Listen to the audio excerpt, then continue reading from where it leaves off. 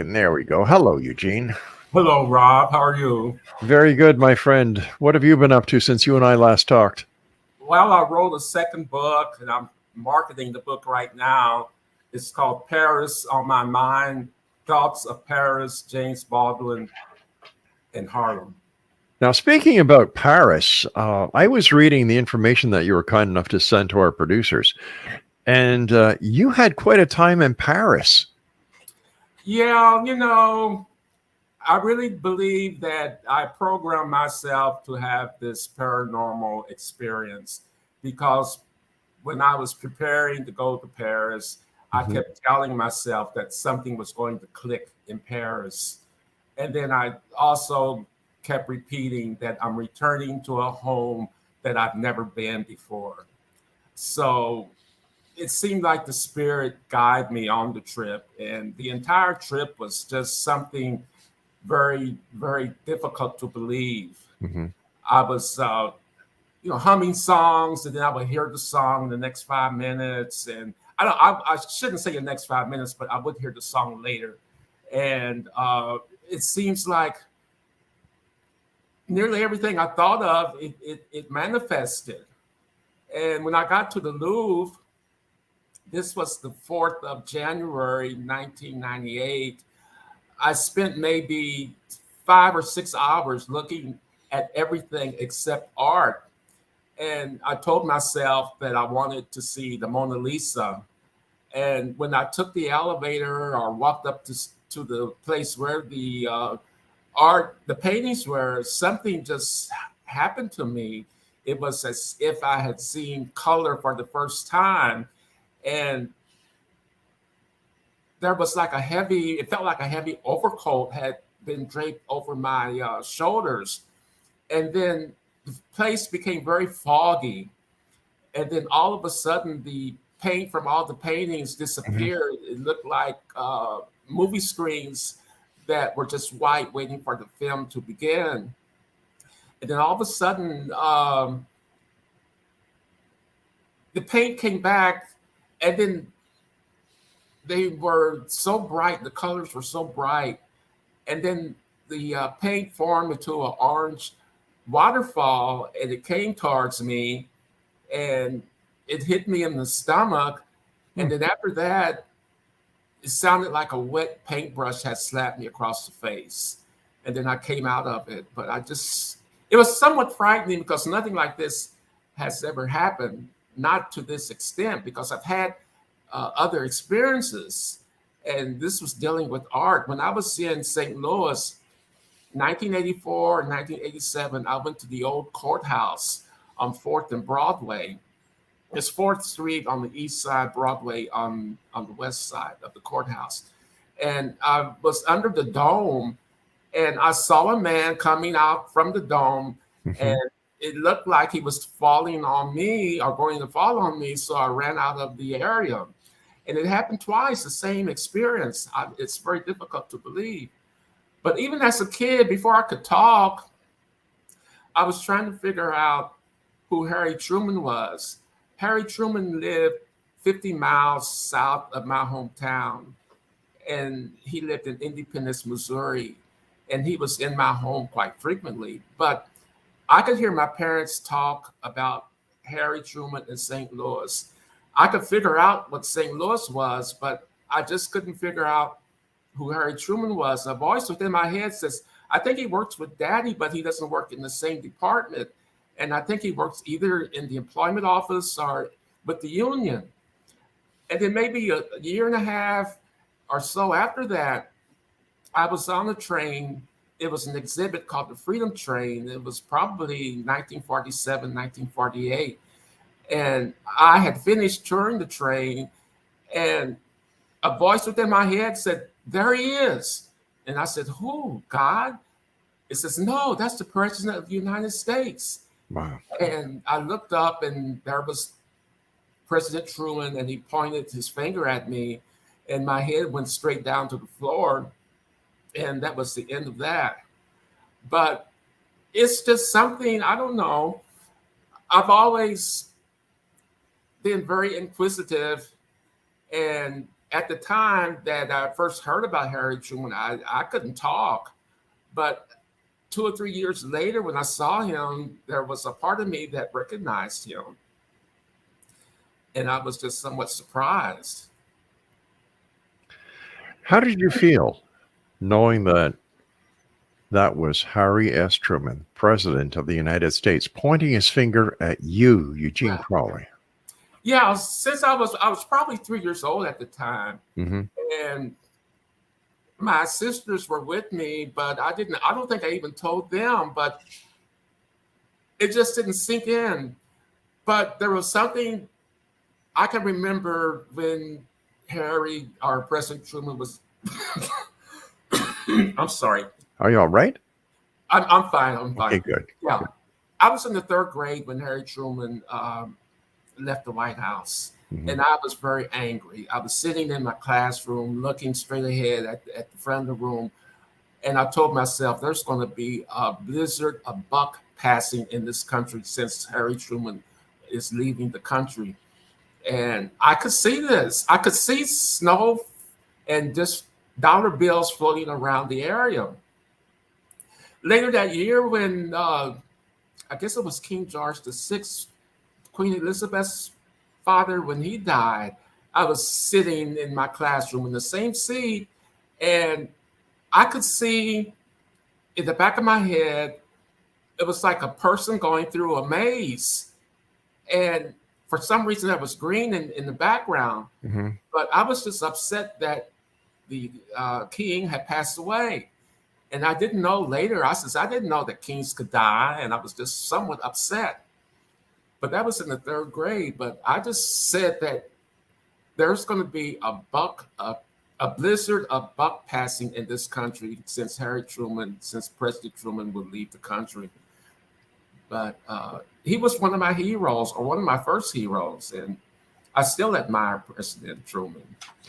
And the king that passed away, who's the father of Queen Elizabeth, was King George. Yeah, was it the sixth?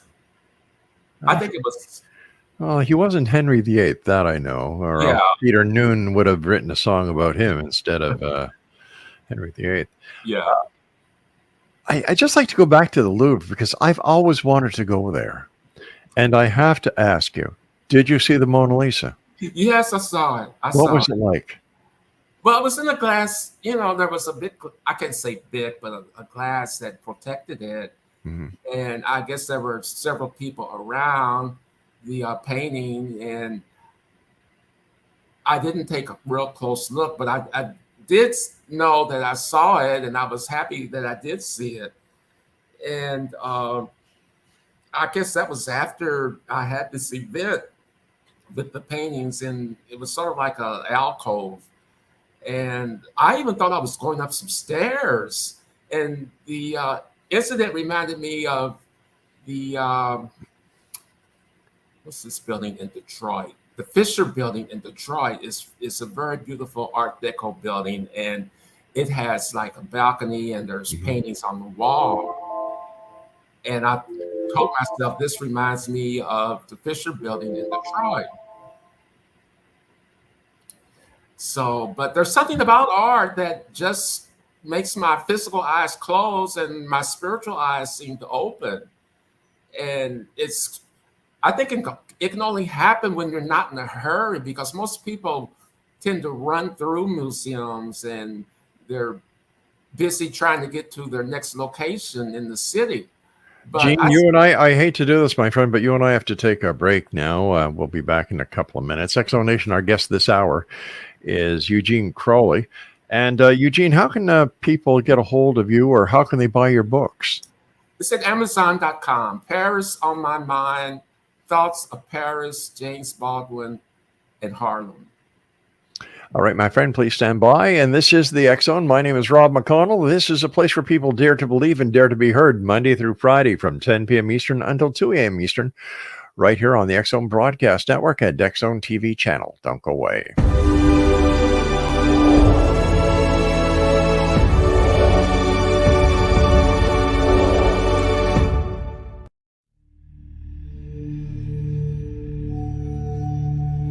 Do you enjoy paranormal, sci-fi romance, yet find yourself tired of the same old themes and storylines? Then you won't want to miss Kahira O'Donnell's latest exciting release, To Taste You Again. Alien Lord Kane McKean knew the moment that his destined mate was born. He watched from afar, waiting for her to grow from child to woman. However, before she was old enough, she was stolen from her home world by flesh pirates. Kane searched 10 long years to find her held in a suspension chamber, a 10-year-old girl in a woman's body. He rescued her and swore to give her time to grow up, but with his very life depending upon winning her as a mate, has he waited too long? Get your copy today. To Taste You Again by Kahira O'Donnell is now available on Amazon or KahiraO'Donnell.com.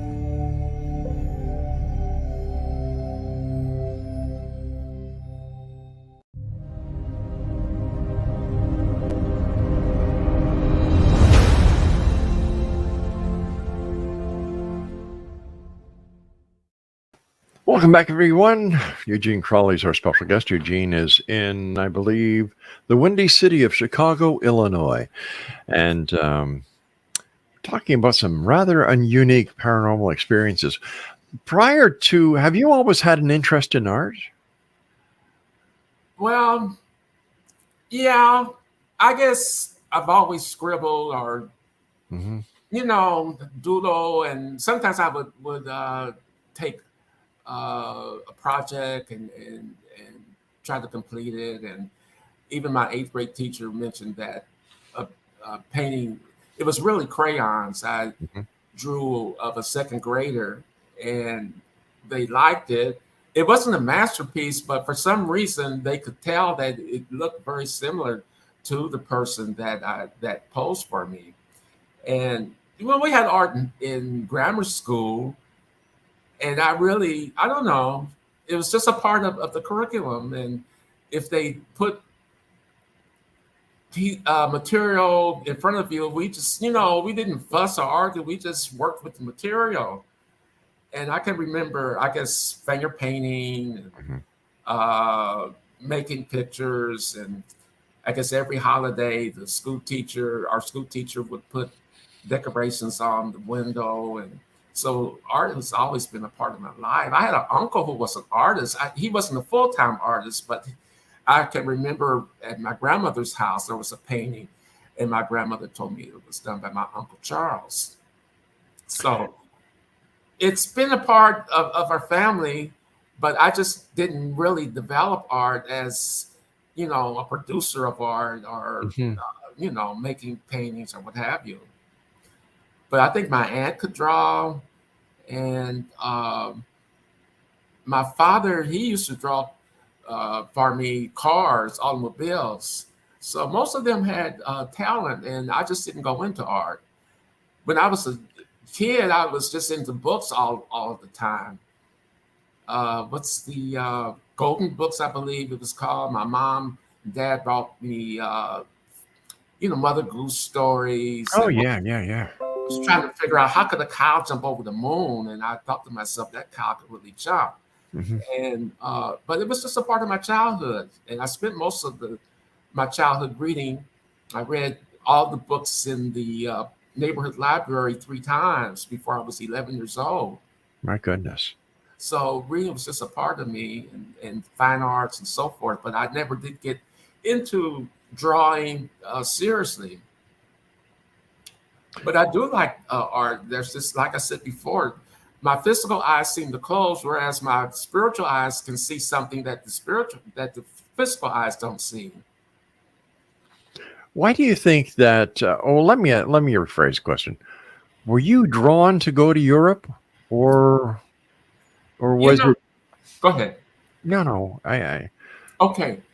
One day I was in the suburbs, northwest suburbs, and I saw an expressway sign that said Palatine. And I told myself, I want to see the real Palatine Hill. And I believe that same afternoon, Air France had a sale to Europe, $205 each way. Wow. And so I made plans. And I had another card by TWA, And I decided to go to Paris, then go to Amsterdam, and I wanted to go to Berlin, but the hotels were all booked up, so they put me in Munich. Excuse me. And Mhm. from Munich, I went to Vienna. From Vienna, I went to Milan, and from Milan, I went to Rome, and then from Rome, I went over to Madrid. And when I got to Madrid, my hotel room was taken, and I took the night train back to Paris. And I wish I had thought, because I could have taken the train at the foot of the of Spain and taken a ferry over to North Africa. But since it was my first time in Europe, I didn't know the ins and outs, so I just took Sure. the night train back to Paris and got in Paris maybe 2 days earlier than I expected. Any plans on going back? I would like to. The entire continent, to me, it was quite an eye opener, and I think the second day or my second leg of the trip, I was in Amsterdam, and there was an exhibit. It was called Black Pharaohs, Hmm. and something told me right then and there. I says, Europe seems to be promoting ancient Black history, and but when you really look at Paris closely, you can see all of the Egyptian relics and monuments, obelisks, and pyramids all over the place, and it looks like a piece of Egypt in the middle or all around Paris. And I was just surprised that they honored the Black ancient race in Paris and mostly in Europe, because the continent is named after a Phoenician princess, Europa. So it's really, if you really know your history, you can really understand and appreciate foreign places. And I taught high school English for 32 years. And when I taught English or literature, I had to teach the background of these particular countries where the author had come from. So it's something that I like, because I like reading history. And I thought at one time that I would major in history, but I majored in English when I went to undergrad school. So What do you think about the school systems these days with the change of the format, the change of the it's, I know what you're saying, because I believe schools should go back to the original plan they had when I was in high school, where the right? kid, learn. If he didn't learn, he failed. Yeah, Nowadays, kids, the principals, they don't want teachers to fail the kids. They're overworking the teachers, and the education is just messed. To me, it's messed up.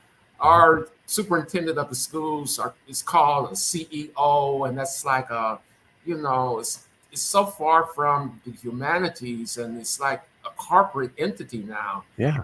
They're more interested in numbers and statistics.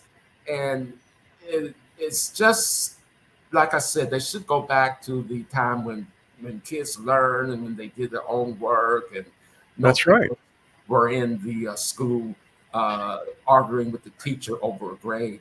You But know, it seems that, like I know when I was in high school, you respected the teachers. It was Mr. So and so and Miss So and so. The boys had to wear white shirts with a tie, gray flannels, black shoes. There was no peer pressure, yeah, you yeah. know, you did your homework. My dad had to sign my homework Oh, to okay. show that I did it. Mhm. And I look at today, my grandchildren, for goodness sake, there's one who's in university. He's going to become a doctor, and they don't teach kids how to write anymore. It's all done electronically on their tablets, on their cell phones. Mhm. Like, what's this world coming to? And what will happen the day that children face a blackout? What's going to happen Yeah. when there's a solar flare and their electronic gizmos don't work anymore? Mhm. It would be quite disappointing, to say the least. But Yeah. we I grew up before TV, and the radio was my main source of entertainment. And I loved the radio, and I can remember telling one of my neighbors to let me know when 6 o'clock came because I had to listen to Frank Sinatra. And there should be, I don't know, I really can't dictate what we should do because most people want to do what's trendy. And right now, this, social media is the thing, but I just wish people would be more aware of Mhm. their language, their speech, because speech and words have very much power. Right. I believe that many people self-destruct because of the words they use, and words are very powerful, and their It's spirit. true. And we have to be careful with what we say, because we can predict our future, we can Mhm. predict our success, or we can predict failure. So it's best to choose the words that we use wisely. And this is Eugene, you and I have to take our mid-break, so please stand by, my friend. Thank you so much for being with us tonight. It's a great pleasure talking to you. what we Exonation, Eugene Crowley, and I will be back on the other side of this. But Eugene, we're going to give you all that information on the other side of this break. This is the X Zone. I am Rob McConnell, and you're listening to us from our broadcast center and studios in where? That's right. We're not in Hamilton anymore. We're not in Crystal Beach anymore. We're in the city of St. Catharines, the Garden City here in Ontario, Canada. We'll be back on the other side of this break. Don't go away.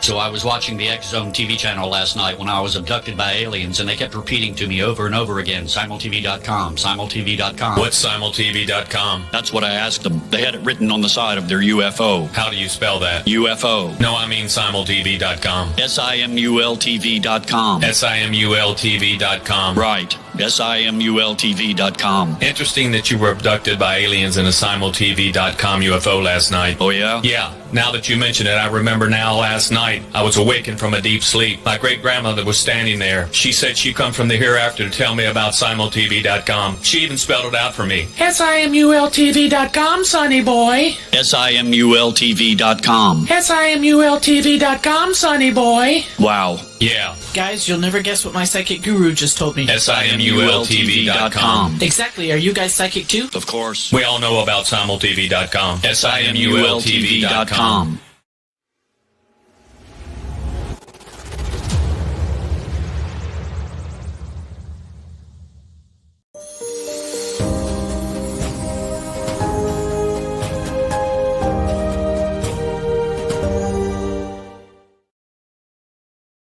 And Eugene and I are back, Exo Nation. Eugene, if somebody wants to contact you or to get a copy of your book, how do they do it? Your books, plural. I'm sorry, sir. This one book. Well, I think the first book is available on Kindle, Upside Down World, The Loss of the Sacred Cosmos.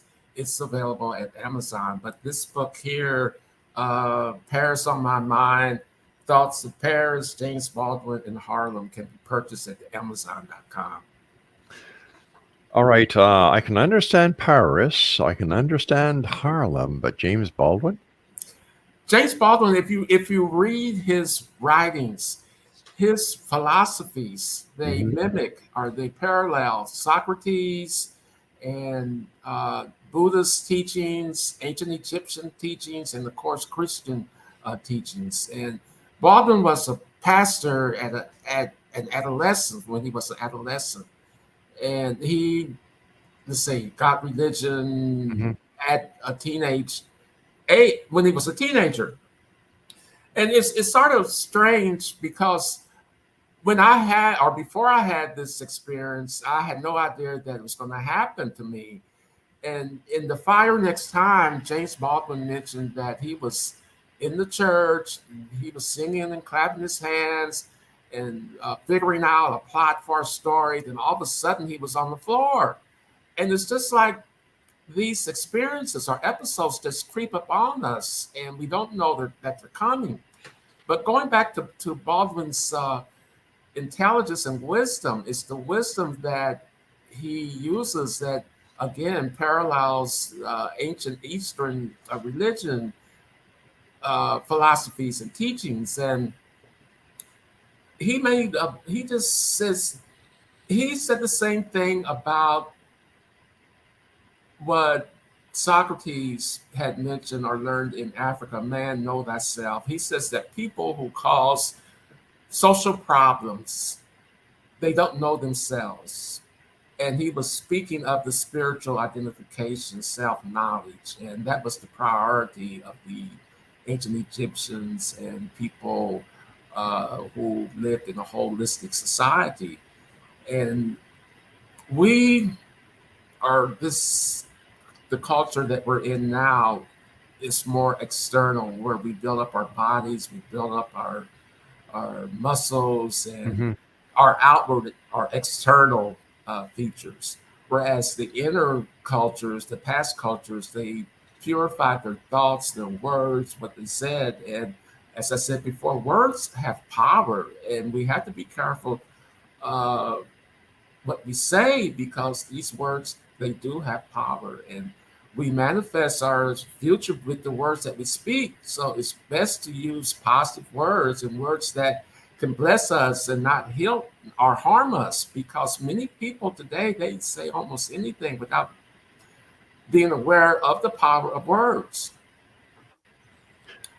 So it's, I never read James Baldwin because he was an American writer, and I did not like teaching sophomores too much.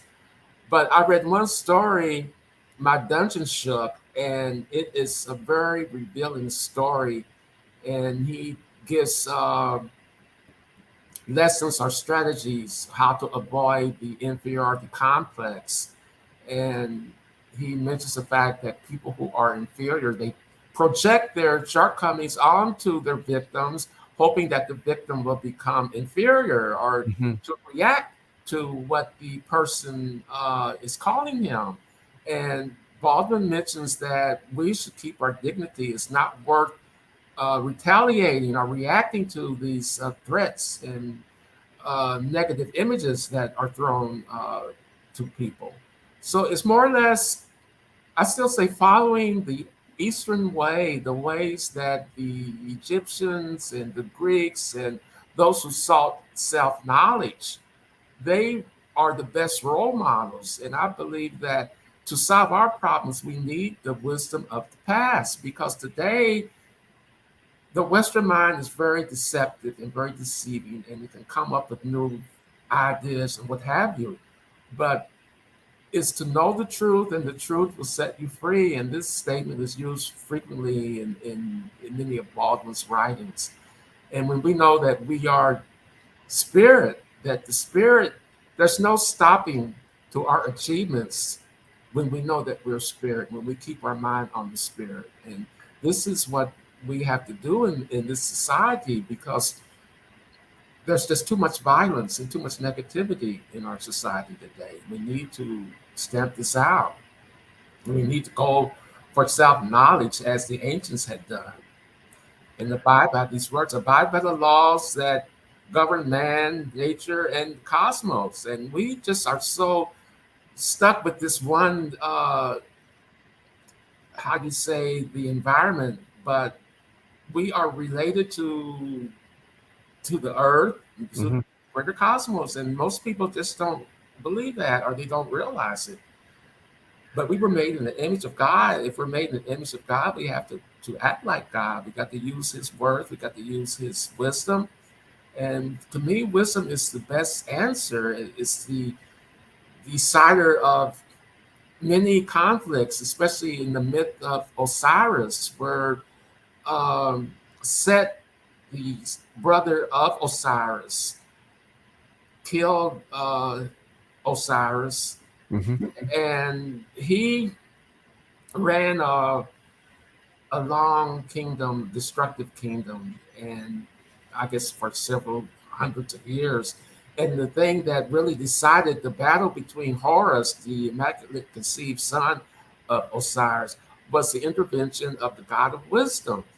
And it's wisdom that will decide our conflicts. And it was wisdom in the past, and it still is today. So the best thing that we have is wisdom.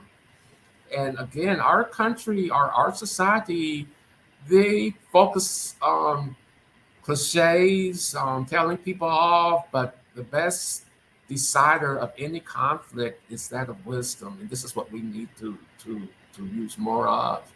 But you see, as I see it, people look at the social media as a way of spreading wisdom, whether it is real wisdom or fabricated wisdom.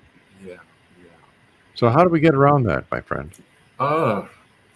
Well, to me, the models, the first models were the ancient people. I mean, we get the time that we use, the 60-second minute and the 60-minute hour, those go back to ancient Babylon. And many people, especially pastors, talk about our system today as the Babylonian system. But there was a lot going on in Babylon, because when the people, I guess they were the house of Judah, when they were taken to Babylon, they were the smartest of the people who were taken captive, but yet some of them stayed in Babylon. They didn't go back to Judah. So it's, we see one side of the story, but we don't tend to get the whole picture, because we tend to focus on the negative side. Yeah. But I was always told we have to be objective. There's always two sides to every story. And some people see there's 3 or 4 more sides. So just to be open. You see, I agree. There's 3 sides to the story: his side, her side, and the truth. Okay. Yeah. I think there's some famous quotes in the park across the street from the Harold Washington Library. And I think I saw a quote that says there's always 3 or 4 sides to a story. And it could have been, I don't know if Stevenson, Robert Louis Stevenson, or one of the writers, British writers. But, we just think that there's this one side, but there can be various sides. And today we're not so objective. It's just like I said before, people want to come up and tell somebody off, and they want to go and they want to have an argument. They want to use this reptilian brain, and they want to make people feel bad. And we shouldn't do this. And it's rare when people have a conversation, instead of asking people to clarify something or can you say more, they just denounce it. And that's just cutting off the conversation or cutting off the communications. And we need more communications before we make these decisions. The Bible says do not judge, but it's like every 5 seconds someone is judging people. That's right. And, judge ourselves. If we had self-knowledge, we would not be bringing people down. And we would share or try to help people to find their true selves. And this is what these heroes did. They went on a journey, and they found a treasure, and they brought it back to their community so the community could enjoy it. They didn't think of themselves. They were not selfish people. They were selfless. And this is what we need to do. I think, we can gain all the material things that we have, but still it remains an emptiness for somebody. And many people are not happy with all of the material things that they have. And they're still searching for happiness. True happiness is within. And we can be happy just by thinking happy thoughts. But we live in a society that is very negative and it's very violent, and we should have a different attitude, a different paradigm. Survival of the fittest is still quite popular today, where it should be the survival of the wisest. And Deepak Chopra said this in 1995 or 1996. It's been 25 years or so, but we still, most people admire the warrior type, the person who can, slay so many people and, do outstanding deeds and so forth, but mostly with his physical attributes. But we need to be more more, we need to be wiser. We need to think of what we are doing before we do it. But we are so into being the warrior that we think that something else is weak, but it's not weak. But we just got to do what the ancients did when they settled their conflicts. And All right, my friend, you and I have to take our final break. Eugene, great talking to you. Thank you for sharing your insight with us. sure. And Exonation, our guest this hour is Eugene Crowley. He's the author of Upside Down World, The Loss of the Sacred Cosmos, and Paris on My Mind, Thoughts of Paris, James Baldwin, and Harlem. And we'll both be back on the other side of this break as we wrap up this night and this segment here in the X Zone from our broadcast center and studios in St. Catharines, Ontario, Canada. My name is Rob McConnell. Don't go away.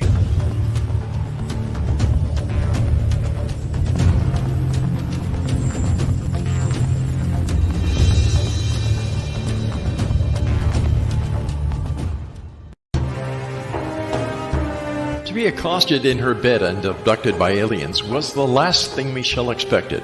Yet the fateful morning of her destined death changed everything.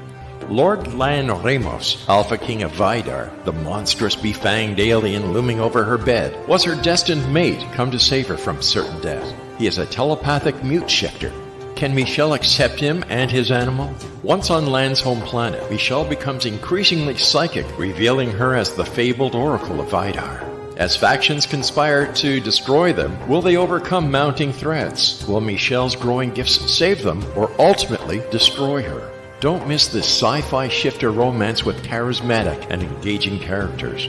Get your copy today. The Oracle of Vidar, available on Amazon or CahiraO'Donnell.com. That's CahiraO'Donnell.com.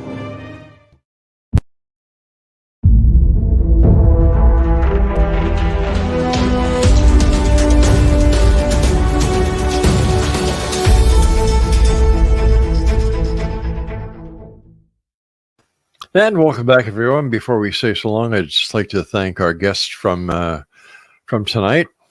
We had Dr. Shelley Kerr, the first segment. I'm sorry, we had Gary Wimmer. He was on the first segment. Dr. Shelley Carr was our second segment. Clarice Connor was our third segment, and my guest this hour is Eugene Crowley. I'd like to thank everyone here at the X Zone at rel-mar McConnell Media Company in the St. Catharines studios and corporate offices, as well as our good friends at Simul TV, and of course, my senior executive producer, my one and only beautiful wife, Laura. And Mac Alexander, he's done a fantastic job getting us out all over the place. And my producer, Craig West. Always enjoy working with you, Craig, and bugging you during the breaks and whenever I get a chance. So thank you, one and all. Our guest this hour is Eugene Crowley. And Eugene, first of all, I'd like to thank you for taking time out of your day and your evening to join us here in the X Zone. Great having you with us. But I have a question to ask you, my friend. It's based on your first book, which was Upside Down World, The Loss of the Sacred Cosmos. Now, when, in your opinion, did we lose the sacred cosmos?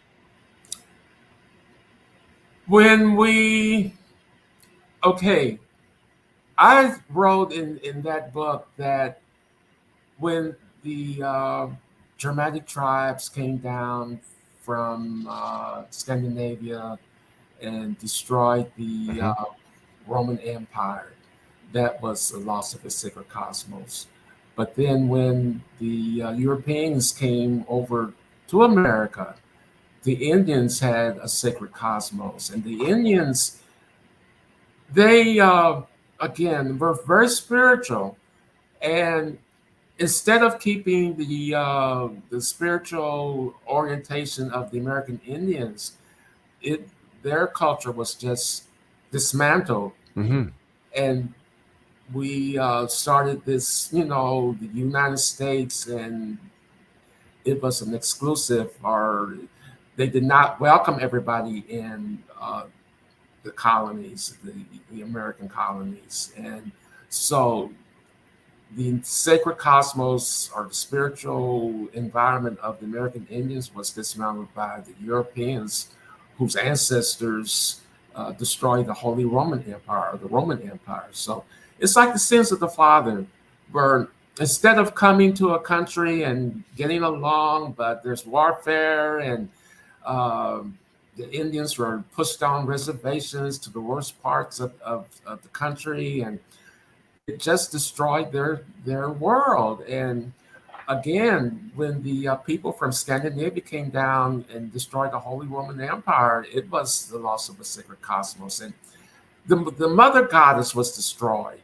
And at one time, Western civilization, when it was called a civilization, when it was a civilization, it was almost identical to Eastern civilization in their honoring the mother goddess. Mhm. And this was taken out of the Western society. And I imagine the Trinity took its place. But again, it's more or less God is a father. And for most people, he's an angry father, or a father full of wrath. And this was the God of the Old Testament. But God is a universal, God is the universal God of love, mercy, goodness, and he would not destroy his people. His people may destroy themselves, but God is different from the Old Testament into the New Testament. Big time. Big time. Exactly, really.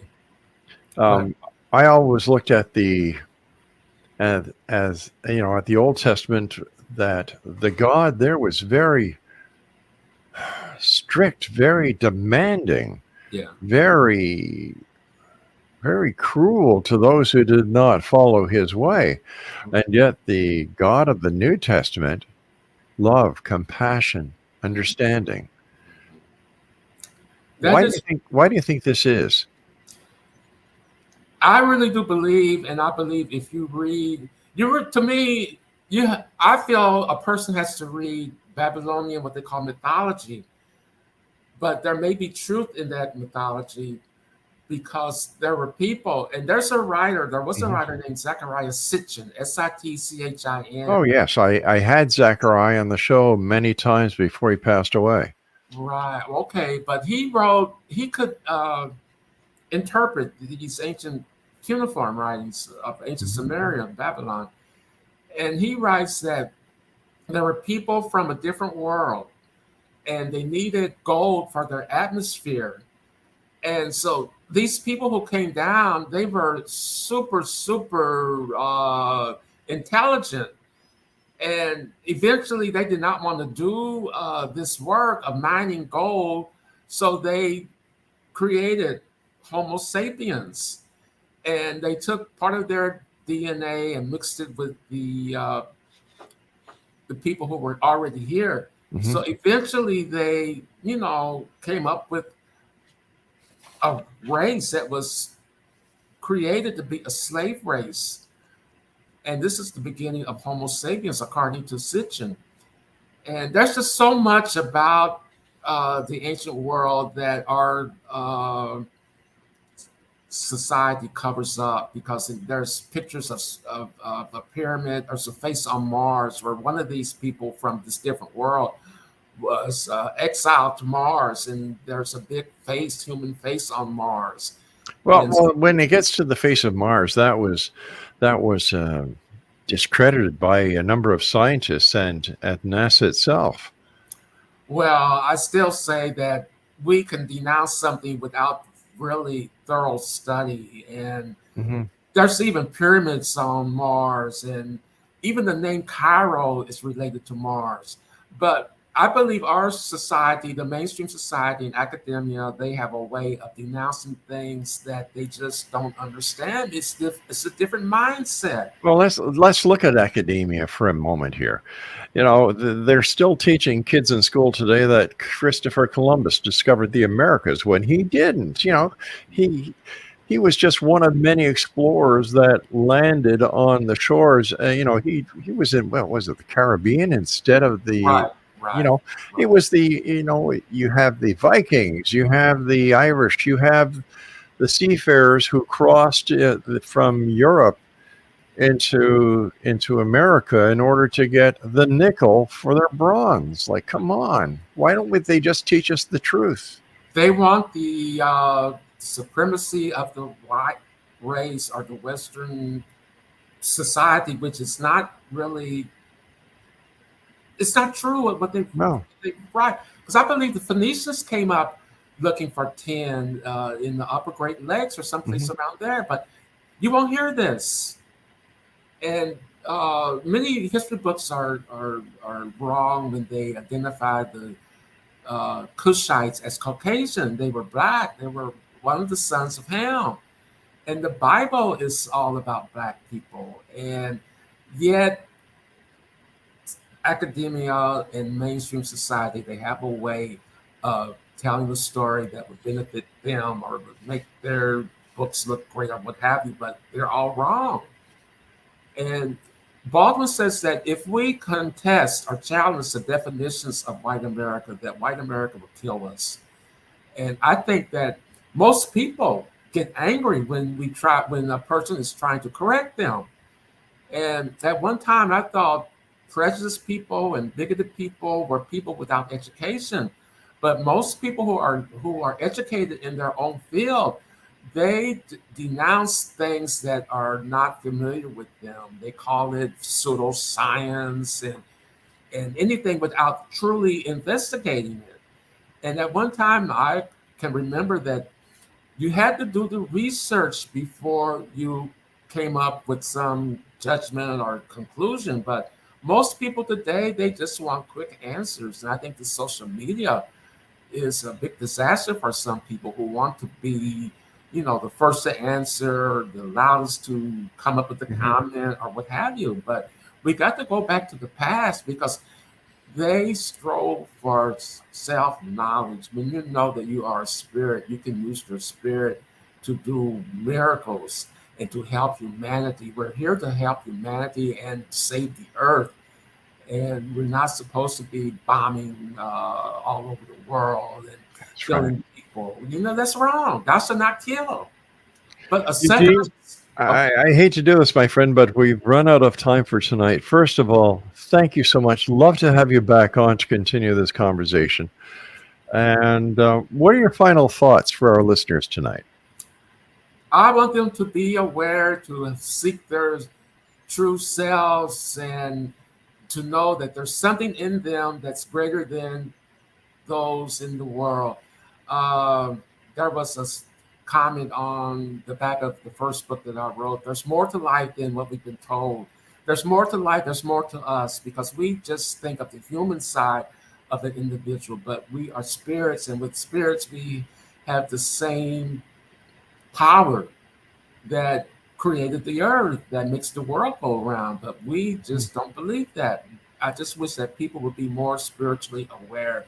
Read the classics, read Socrates, read Aristotle, read Plato, and you'd be surprised that you can get a new you by reading what the ancients wrote. This is Eugene. I want to thank you so much for joining us. Take care of yourself. Be safe, my friend, and I look forward to the next time you're back here with us in the X Zone. Thank you so much. All right, Exo Nation, that's it for tonight. Wow, 4 hours, 4 great guests. Hour number 1, Gary Wimmer. Hour number 2, Dr. Shelley Carr. And number 3, Clarissa Connor. And, of course, our last guest this hour, the one and only Eugene Crowley. Now, I'll be back tomorrow night at 10 o'clock as once again we cross the time-space continuum to this place that I call the X Zone. It's a place where people dare to believe and dare to be heard. And as I've been saying all night, we're here with you Monday through Friday from 10 p.m. Eastern until 2 a.m. Eastern on the X Zone Broadcast Network, the X Zone TV channel, Simul TV, and our broadcast affiliates around the world. So until tomorrow night, everyone, remember to always keep your eyes to the sky and your heart to the light. Good night, everyone.